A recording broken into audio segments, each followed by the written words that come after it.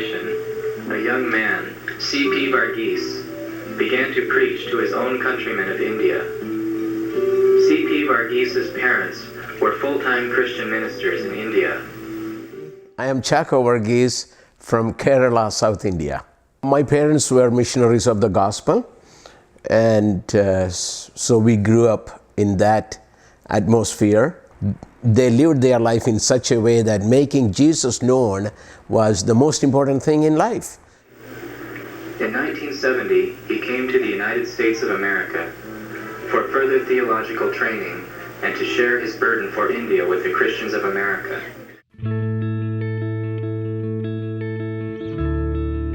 When I was attending Bible college, there was a group of students went to a church in northern Iowa, and I went with them week after week after week to work with that church. There, I met this wonderful family by God's provision, because the semester was coming to an end. Home was too far away for me. It was on the other side of the globe, 10,000 miles away, and too costly. So I prayed, Lord, open up doors for me. Mr. Bowman asked me, Chako, what are you going to do this summer? And I said, well, I am willing to do whatever God would have me do. I don't have anything yet. So he said, well, how about coming and working for me? And Mr. Ed Bowman's father, Grandpa Bowman, would come and pick me up every morning and take me to the work site. And then I will work with the family, have lunch with them, and just like I was received, just like I was part of the family, I was one of them. And I call Mr. and Mrs. Bowman my American mom and dad. And then I expressed my desire to the pastor and to Mr. Bowman that I am looking for opportunities to share my testimony and share my heart for reaching my people back home in India with churches. All I had was that vision and a desire, but they saw something, some possibilities. So they encouraged me when I was discouraged, depressed, downhearted, and there were many, many, many days that I felt, how is it going to be possible?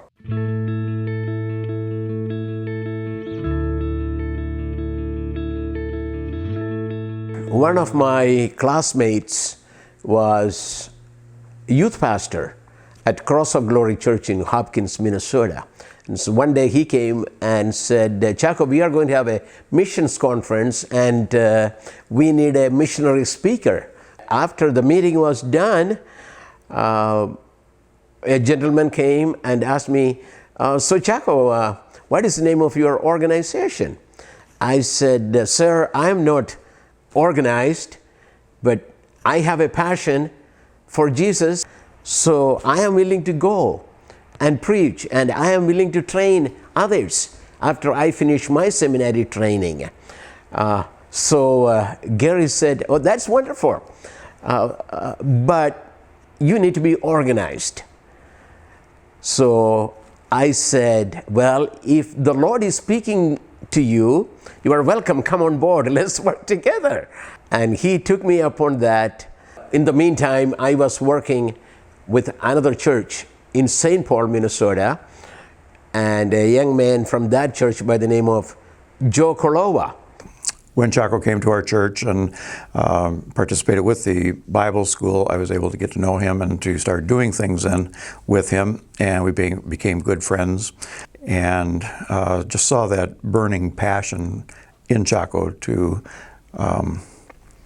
lead others to Christ, to see where they were as far as their Christian walk, and to be an encouragement in that. So Joe Kolowa, Gary Meyer, and myself, we got together with this attorney.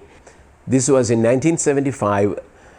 India Mission for Evangelism was formed. My wife at that time, who was my girlfriend, she was involved along with us at the church and in the Bible school and with the mission starting.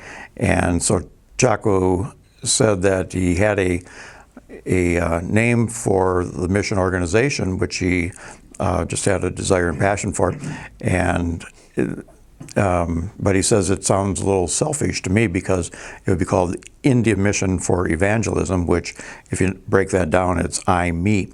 And he said that, it just doesn't have a real good ring in a Christian organization. And my wife says, well, if you add a T to it, it could be the Indian Mission for Evangelism and abbreviate it as TIME. And that's how he came up with the name for TIME.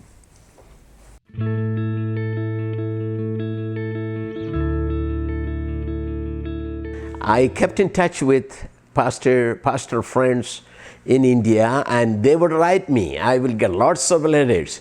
Please come and start a training center. Come and start a Bible college. So I saw the potential and the opportunity and the need to reach these people. And then one of those times, we got a letter saying, we found this land.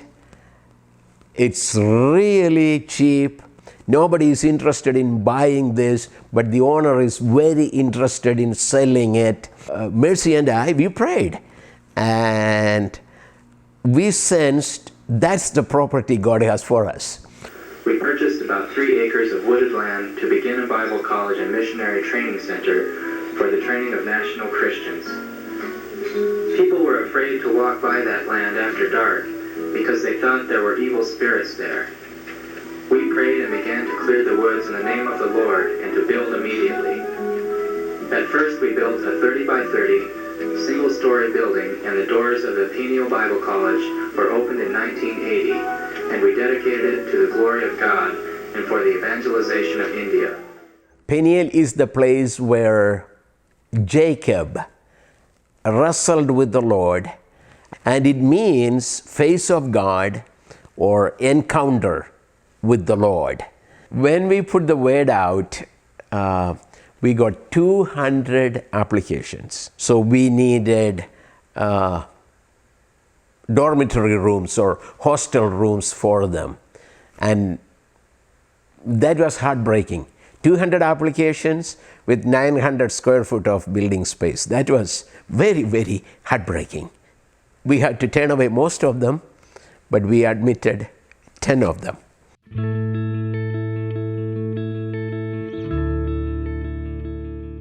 I met a man who took an early retirement by the name of Hal Amundsen, and he took an interest in time ministry. When the Lord took Mercy home to be with him in heaven, Brother Hal Amundsen came and said, Chaco, I know that you used to travel with Mercy when you went to speak in different churches on weekends. Now, I don't want you to be traveling alone, and I am going to be traveling with you, as a matter of fact. So we became a wonderful team, and the Amundsen family has been such a blessing.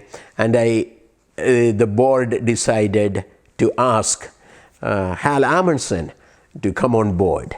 Hi, my name is Jerry Howe, and I'm from Buffalo, Minnesota. I was through Zion Christian Church back in the 80s. I think he was still in college, and he knew the pastor at Zion Church, Dan Lyons, and we went there for about 8 years in the 80s, and Chaco was good friends with him, and he came there to preach once in a while and visit with us. And I met Jerry Howe when I spoke in his church when I was attending seminary. And Jerry is serving on the board, and that family also been such a blessing. I went back to India, and while I was there, I went and preached in churches, and I continued in ministry. One of those speaking engagements, I met my present wife, Vinita.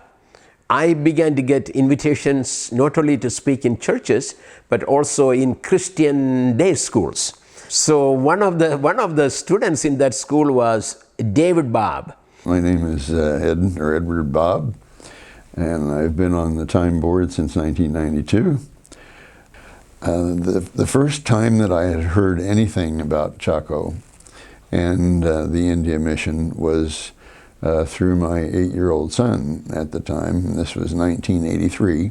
So David went home and I don't know what all he said, but in essence, we had a funny speaker from India in our chapel today, and his name is Chaco, and of course that's an unusual name, so the name is funny, the accent is funny, the look is different. And he came home with the news that a missionary had talked to him and to the whole school that day and had told them that they should not purchase a Coke out of the grocery store or any other place, particularly a pop machine, but get it as easily as they could and as cheaply as they could, because in that way they would have what they would have spent otherwise to give to missions. That really rang in the heart of my 8-year-old son, and he has regarded Chaco as a very good friend and a very good person to look to for these wise sayings and wisdom from the Scripture and all too.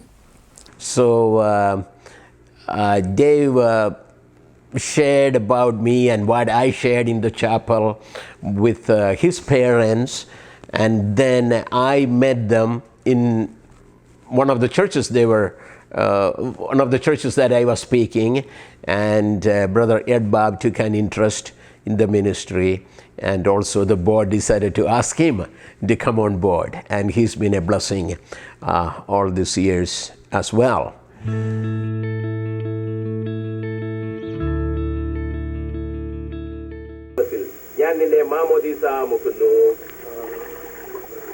Amen.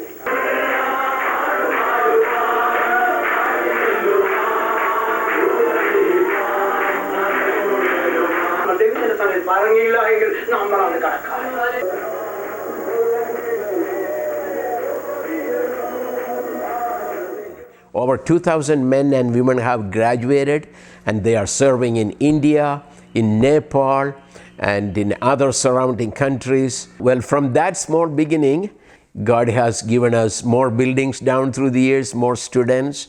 And when we first started, the 4-year program was just a certificate program. As funds came in, I would forward the funds to India.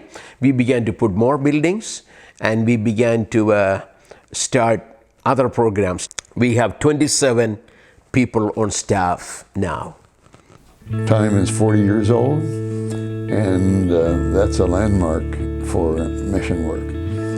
The way and means that God has directed in 40 years has been very, very wonderful.